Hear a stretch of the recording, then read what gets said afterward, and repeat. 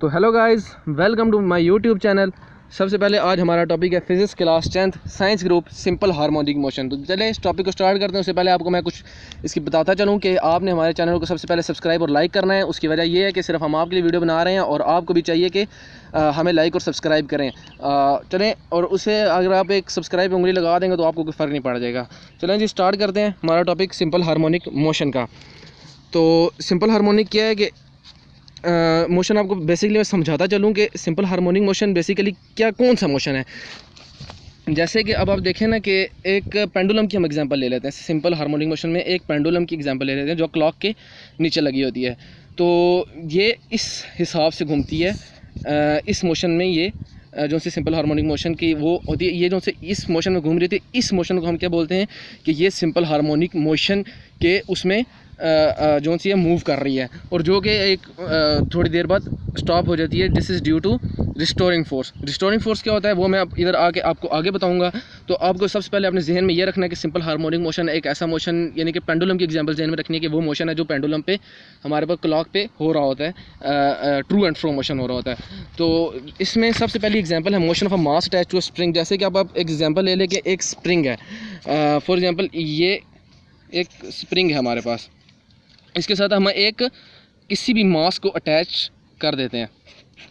तो जब हम किसी भी मास को इसके साथ अटैच करेंगे तो ये ऊपर नीचे इस तरह मूव करेगा। तो वो मोशन भी इसका वो बन रहा था जो कि थोड़ी देर बाद रुक भी जाएगा। तो इस मोशन को भी हमारा रिस्टोरिंग फोर्स या सिंपल हार्मोनिक मोशन कह सकते हैं। तो इससे यहाँ पे स्टार्ट करते हैं। If the spring is stretch और कंप्रेस, यानी कि फॉर एग्जांपल आप ले लें कि ये एक स्प्रिंग है जो पेन का स्प्रिंग है। If the spring is stretch और कंप्रेस, जब ये स्प्रिंग स्ट्रेच हो रहा है और कंप्रेस्ड हो रहा है तो इसके अंदर एक डिस्प्लेसमेंट आ रही है, यानी कि इस पर थोड़ा डिस्प्लेसमेंट आ रही है। द स्प्रिंग स्ट्रेच और कंप्रेस तो the small displacement x, displacement को उसने नाम दे दिया है एक्स का, यानी कि ये जो स्प्रिंग है स्ट्रेच और कंप्रेस्ड हो रहा है अपनी स्मॉल डिस्प्लेसमेंट एक्स पे। ये देखिए इसमें भी यहाँ पे इफ द स्प्रिंग स्ट्रेच और कंप्रेस तो small displacement x from its mean position उसकी अपनी पोजीशन से वो स्ट्रेच और कंप्रेस्ड हो रहा है। It exerts the force F, तो इस पे मेरे हाथ से देखें फोर्स भी लग रही है। तो ये एक फोर्स ले रहा है एफ, यानी कि जब स्प्रिंग हम स्ट्रेच और कंप्रेस्ड कर रहे हैं तो ये अब एक स्मॉल डिस्प्लेसमेंट एक्स पे मूव कर रहा है और हमारे हाथ से इस पे फोर्स भी लग रही है F. It exert the force F on the mass, यानी कि इसके मास पे जो सा है वो फोर्स भी लग रही है। According to the Hooke law जो कि हम 9th में पढ़ चुके हैं कि this force is directly proportional to the change in length, यानी कि जो सी फोर्स हमारे हाथ से लग रही है एफ इज इक्वल टू के का साइन जो सा होता है वो कांस्टेंट प्रोपोर्शनली का साइन होता है, और एक्स क्या है हमारे पास डिस्प्लेसमेंट है, यानी कि जो सा ये स्प्रिंग है स्ट्रेच और कंप्रेस्ड हो रहा है हमारा डिस्प्लेसमेंट एक्स पे, F is equal to minus K X. आपको इस इक्वेशन क्या मेरे ख्याल से समझ आ गई होगी कि फोर्स वो है जो हमारे हाथ से लग रही है और एक्स क्या है डिस्प्लेसमेंट है जो ये डिस्प्लेसमेंट ले रहा है, और उसके बाद के क्या है साइन है कांस्टेंट प्रोपोर्शनली का।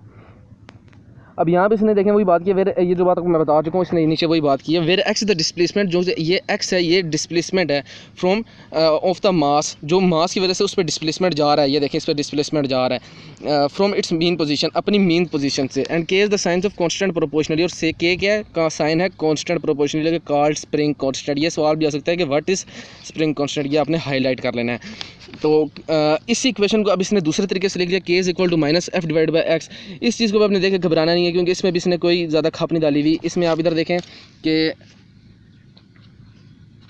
माइनस के एक्स ये इक्वेशन थी, तो इसने ऐसे लिख दिया कि के को इधर ही रहने दिया तो minus F divided by x कर दिया, यानी कि एफ को इस एक्स को जाके नीचे जाके इसने मल्टीप्लाई कर दिया, और minus F divide by x भी इसने इस तरह लिख दिया। अब आप सोच रहे होंगे तो साइन के के साथ था माइनस का, लेकिन के का साइन साथ माइनस का नहीं था, वो डिस्प्लेसमेंट के साथ साइन माइनस का था के के साथ, क्योंकि ये स्प्रिंग कांस्टेंट है। तो इस हिसाब से ये क्वेश्चन हमारे पास बन जाएगी K is equal to minus F divided by X. तो यहाँ तक उम्मीद करता हूँ कि आपको समझ आ गई होगी। इस यहाँ तक ऊपर उसने कोई बात नहीं की हुई थी कि आप एक दफ़ा रिवाइज़ करेंगे तो आपको समझ आ जाएगी। तो ये वैल्यू ऑफ के क्या है, मैंने आपको पहले बताया था कि वैल्यू ऑफ के स्टिफनेस को मेजर करने के लिए इस्तेमाल हो रही थी कि हम अगर इस स्प्रिंग को ज़रूरत से ज़्यादा अगर करेंगे ना तो ये स्प्रिंग बिल्कुल ख़राब हो जाएगा, यानी कि the value of K use to measure the stiffness of the spring. Stiffness क्या होती है, इलास्टिसिटी होती है हमारे पास, यानी कि ये जो सी वैल्यू ऑफ के है इसका मतलब ये है कि ये स्प्रिंग की स्टिफनेस को मेजर कर रही है। स्टिफ स्प्रिंग जो से होते हैं सख्त स्प्रिंग होते हैं तो स्मॉल वैल्यू ऑफ के, यानी कि जो सख्त स्प्रिंग होगा उसको हम खींचेंगे तो वो बिल्कुल हल्का सा खींचेगा, जब इसको हम खींचेंगे तो बिल्कुल खींचा जाएगा। स्टिफ स्प्रिंग होता है सख्त स्प्रिंग, सख्त स्प्रिंग की जो सी होती है स्मॉल वैल्यू ऑफ के होती है, यानी कि उसके जो से डिस्प्लेसमेंट है वो जो सी वैल्यू ऑफ के है वो हमारे पास स्मॉल है, और जो सी शॉर्ट स्प्रिंग की है वो हमारे पास लार्ज। जैसे कि अब ये शॉर्ट स्प्रिंग है तो इसकी वैल्यू ऑफ के लार्ज है, जितना खींचो उतना खींचा जा सकता है। अच्छा, अब इसने नीचे एक इक्वेशन बनाई है F = ma, जो कि हम 9th में न्यूटन्स के किसी लॉ में पढ़ चुके हैं, F = ma। तो हमने सिंपली कुछ भी नहीं करना है, ये इक्वेशन आपने याद रखनी है क्योंकि ये यहाँ पे अप्लाई होगी। और उसके बाद हमारे पास एक हमने ये जो सा बनाया था k = -f/x, F = क्या होता है m में होता है हमारे पास। और दूसरा हम इसके अंदर अब m की वैल्यू पुट कर देंगे इस f के अंदर, यानी कि देखें कि F = -ma/x। देखें इसने इस स्टेप में भी बिल्कुल इसी तरह किया, k = -ma/x। अब अगले स्टेप में भी इसने कोई ज़्यादा खप नहीं डाली, सिर्फ इसने एक्सेलरेशन को एक साइड पे ले रही है और बाकी चीज़ों को k को उसके साथ जाके मल्टीप्लाई कर दिया और m को नीचे जाके डिवाइड कर दिया, यानी कि इसने एक्सेलरेशन को इधर ही ले दिया। Acceleration = -k / m × x। देखें इसने इस k को उधर ले लिया और इसने जो सा है m को, ये देखें इस x को इसने k को उसने एक साइड एक्सेलरेशन को उसने एक साइड पे ले लिया और k के साथ जाके उसने x को मल्टीप्लाई कर दिया, x इसके साथ जाके मल्टीप्लाई हो रहा है और m जो है इसने नीचे आके इसको डिवाइड कर दिया। तो अब यहाँ पे साइन है a = -k / x। तो हम क्या करेंगे, हमने डायरेक्टली प्रोपोर्शनल निकालना है, तो हम इस चीज़ को हटा देंगे, इस चीज़ को k / m को, और एक्सेलरेशन अब डायरेक्टली प्रोपोर्शनल कर देंगे -x के, यानी कि ये इक्वेशन हमने हटा दी और यानी कि इस कांस्टेंट का साइन हमने हटा दिया और हमने दोबारा डायरेक्टली प्रोपोर्शनल का साइन दे दिया। m भी इसके साथ कांस्टेंट में आ जाएगा क्योंकि वो डिवाइड हो रहा है। Acceleration = -k / x। तो हमको उम्मीद करता हूँ ये समझ आ गई होगी, इसमें ये वाली जो सी बात थी।